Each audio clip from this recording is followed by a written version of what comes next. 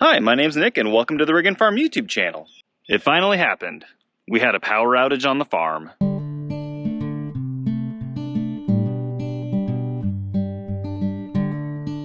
If you've been following us for a while, you know that we recently had an 11 kilowatt solar power system installed on our farm.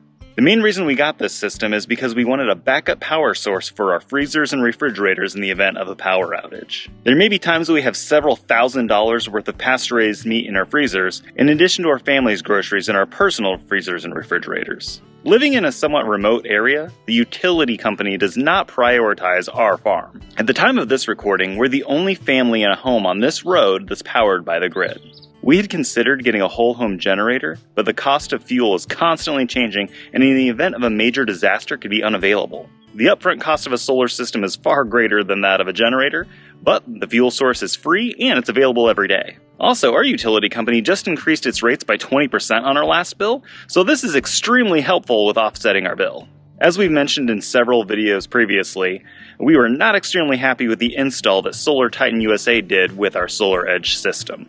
After several dozen lengthy phone calls and a half dozen service visits, the system appears to be fully functioning now. A few nights ago, our system was finally put to the test when we experienced a power outage. Ashley, the kids, and I were in our den watching some YouTube videos on TV when the power went out. Within just a few seconds, power was restored to our critical breakers. During the installation of our system, we were able to choose 4 breakers that would be our critical backups in the event of an outage. We chose our shed, which is where we keep all of our chest freezers, the refrigerator in the house, our kitchen receptacles where we have our upright freezer plugged in, and our den so we have power for our internet, lamps, and TV if we need a little entertainment. Because it was dark outside during the outage, we didn't have any solar power being produced from our panels, so our 9.6 kilowatt backup battery was our only source of power. I went around and unplugged everything except for our freezers and refrigerators to eliminate phantom power draining our battery. We did have one serious issue with this configuration. Our aquaponics system was powered off, and our fish could not survive the below freezing temperatures without their heater. Luckily, the receptacle at our back deck is also powered by the breaker that does our kitchen receptacles, so we were able to run an extension cord and get the aquaponics system powered again.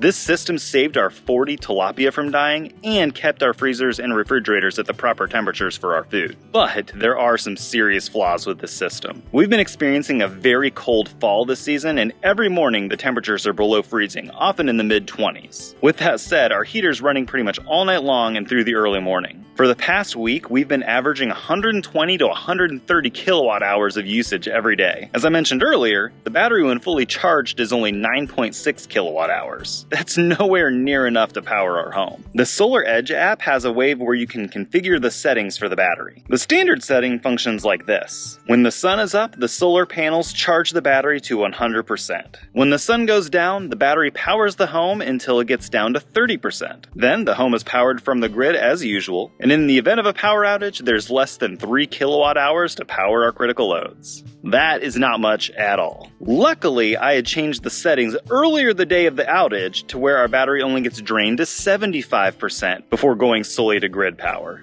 That adjustment made a huge difference in our experience that night. The battery was powering 4 standalone freezers, 2 refrigerators with freezers, and our aquaponics system. That was consuming 1.1 to 1.4 kilowatts every hour that the power was out. Starting with only 7 kilowatt hours of battery backup, that was only going to last us about 5 hours. Luckily, the power was only out for 4 hours, so everything was able to work off the grid once it was restored. Now, in the event of an outage that lasts much longer, we should still be okay. Our critical loads will be powered during the day from our solar panels, and the battery will be charged up to 100%. When the sun goes down, we'll be relying solely on the battery. Right now, while we're experiencing shorter days with less light, the freezers aren't going to be powered for very long, nor will the aquaponics system. With that said, as long as we don't open up the doors to the freezers or refrigerators, we should maintain good temperatures until the power kicks back on in the morning. Hopefully, the water temperature in the aquaponics system doesn't drop too much before the power kicks back in when the sun comes up. There is another flaw with this current system, and it's a major one. We weren't able to have our well pump as one of our critical loads like we wanted to when we signed up for solar power. Our faucets didn't produce any water during our power outage. Water is essential, so we really need a solution to this problem. We do have a pretty beefy deep cycle battery that we charge at our shed, so maybe we can connect that to an inverter or something else in order to power the well pump during an outage. Please comment below if you have any suggestions on what we can do to power the well in the event of another outage. We're open to a lot of ideas. We currently have over 100 animals on our farm that rely on us to survive, and water is absolutely essential for all of them. Finding a long-term solution to power our well in the event of an outage is crucial. We already keep a bunch of bottled water handy, and we're going to start using 5-gallon buckets to store water for backups as well. Hopefully we'll be able to keep enough water on hand if we have an extended outage. A bucket of water is also extremely helpful if you need to flush the toilet when you don't have running water. Overall, we're glad that we have this solar system, and hopefully it'll actually pay off in the long run. We already saved $100 and about a month's worth of work keeping our fish alive, in addition to the thousands of dollars worth of meat and groceries we were able to keep at the proper temperature during this most recent outage. Let us know in the comments what you think. Did we make a good decision? Thank you so much for watching and hearing about our experience. We'll see you next time.